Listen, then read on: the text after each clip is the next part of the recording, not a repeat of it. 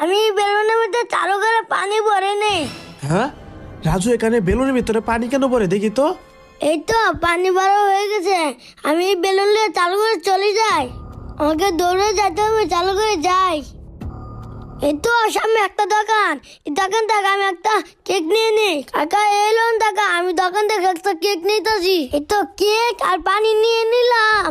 এখন আমি চালু করে চলে যাই।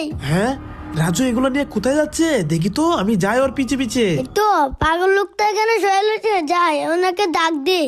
এই যে উঠান উঠান উঠান, দেখেন আমি আপনার জন্য পানি এবং কেক নিয়ে এসেছি। হ্যাঁ তাই নাকি?